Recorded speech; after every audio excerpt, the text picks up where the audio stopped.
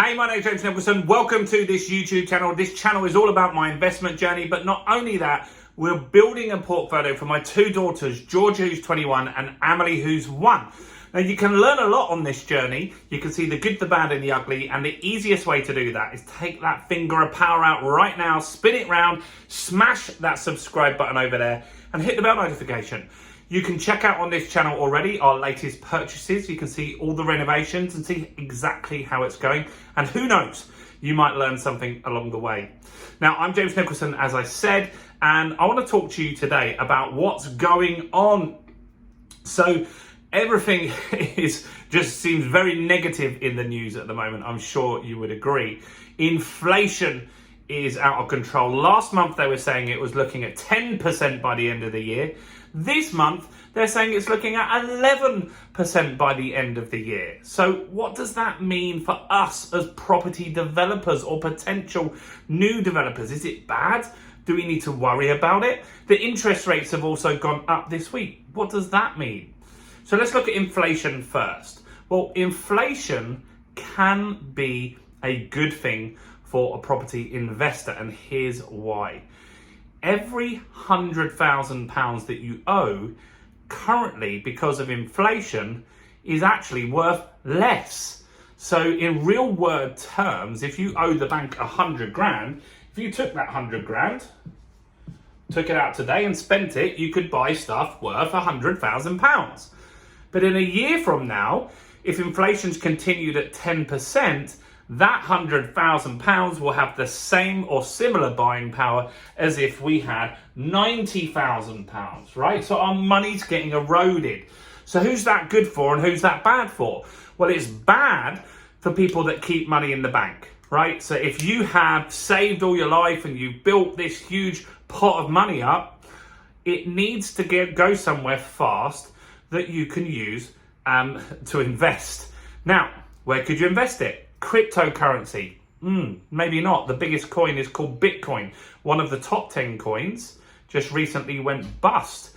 And so cryptocurrency markets have really struggled in the last few weeks. In fact, Bitcoin's down 50% in the last year or year to date, right? So that's not safe. You won't want to put your money in that. You're losing 10%, leaving it in a bank. You don't want to lose 50% potentially on a coin. The stock markets are in free fall as well. They're in bear market territory. They've dropped more than 20% now. And so that's not really safe either. Now, where you can put it is in property, right? Because if you put it in property, then the debt that you've got, anyone that's got debt, inflation is good for, because the debt, the value of that debt in real world terms and what you could spend that money on is being eroded. And so that's a good thing for people that have got debt. So the more debt you've got, particularly in property, the safer you are.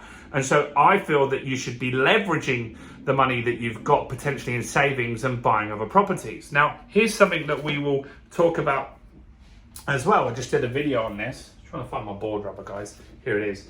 Now, if you bought a house for 100 grand, I might need to do some numbers on this. Okay, so if you bought a house for 100 grand and you had a 2.5% mortgage rate, right? So if you've got a 2.5% mortgage rate, which people did get, not so many of those deals around now, but they did get that. Let's have a look here. So 2.5% on a 100 grand house means we've got a mortgage of 75 grand, right? So we've got a mortgage of 75 grand because we're investors. We put a buy to let on this. So we've got a mortgage for 75 grand. And so the payments on that would be 156 a month, right? Now, I've got friends that have got money and they're saying the market's going to crash. Property's going to go down, right? Property's going to go down. Guaranteed property's going to go down. And they say it's going to be the biggest crash in history. Maybe they're right. I don't know. You don't know. No one can be certain on that, right? So it's uncertain at the moment. Will the market crash? Will it not? Now, the 2008 crash was a very big crash, and that market correction was 15%, right? So not as bad as you think. A lot of people might assume that it went down 40%. It didn't. It went down 15%, and within a few years, it was back up where it was very quickly, right? And so markets do correct, they do drop, but it's not going to be quite as bad as you think. Now, if I wait right? And let's just say my friends are right and your friends are right, and maybe you're right and you're thinking the market's going to crash. Maybe it does crash 25%, right? Let's just say it crashes, so that 100 grand house is now worth 75k. However, interest rates are going up, right? So the Bank of England is putting the interest rates up with the goal of curbing inflation, right? So they're slowly increasing them, and the interest rates have just gone up to 1.5%, right? Which is still very, very cheap. And so let's just say they go up to 3.5%, which is what they're talking about doing. So let's just say they go up to 3.5%. The house goes down to 75 grand. Just got to do a few calculations here. Get my figures right for you. So let's see here. Okay, so if the property value comes out at 75 grand, and now the mortgage is at 5% interest, now our payments are £234. Oh. Right, not double, but they've gone up considerably. Now, if we're only getting 500 rent, and then we've got to pay insurance out of that, we've got to pay the estate agent out of that, our cash flow is diminished significantly, right? So as an investor, whatever happens in the market, I will continue to buy, because where you make your money in property investing is when you buy the deal. So on my recent deal, we bought for 60 grand. It's worth 100 after paying 15 grand to do it up.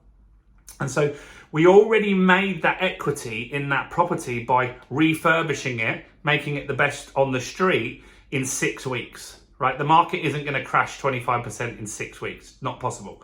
Can't do it in property. It doesn't work that way.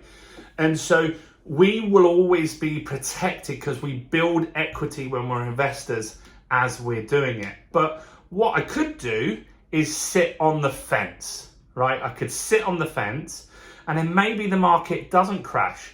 Maybe the house prices stay at 100 grand, but the interest rates keep going up. And so now I've got to pay so much more per month on my mortgage that the profit diminishes significantly. The monthly profit between the rent and the mortgage payment goes down and down and down. So it's not such an attractive deal to do. And so my suggestion is that you learn how to find good deals, and whatever happens in the market, you just keep going, because more millionaires are made in recessions, credit crunches, and all these other scenarios than at any other time in human history. It's a big transfer of wealth. And if you just sit there waiting for it to bottom out, you're never going to know when that happens. You're always going to get more interest rates and higher payments anyway. So what are you waiting for? Now, if the market did crash to 75 grand on a 100 grand house, in a few years after that, potentially, we can't guarantee this, but potentially it would go back up to the 100 grand anyway. Didn't happen all the time to every house up north. They had a prolonged period, and some people stayed in negative equity. Now, the reason that was different to this is you're buying on a buy-to-let. So you've got some equity already in there. Even if you just bought a vanilla buy-to-let, you've got some equity in that property anyway, because you put a deposit down, right? Whereas back in the credit crunch times, people were getting 100% mortgages, right? So they would get 100%. So the bank would say, the house worth 100, we'll give you 100. We'll give you the full 100 grand. And that's why people were stuck in negative equity for a long, long time. So anyway, other things that are going on are interest rates, right? The interest rates are going up, and they will continue to go up by a quarter point probably every single month until we get close to 3.5% next year some point. And so that's a consideration. And my advice to you guys would be to just secure a long deal if you can. So look at getting a 5-year fixed deal. Still some very good rates around today.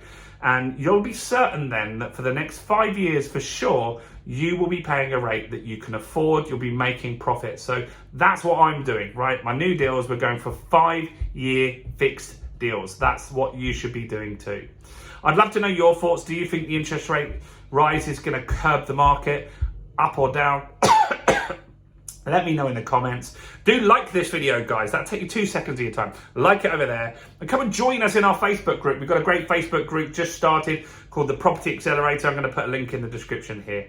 I'm James. Go and check out this video, and I'll see you very, very soon. Bye for now.